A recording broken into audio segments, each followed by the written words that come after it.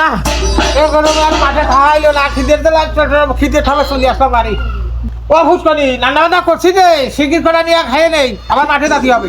এই গরমে আমি তো এনার্জি খাবো, এই গরমে আমি তো এনার্জি খাওয়াতে পারবো না।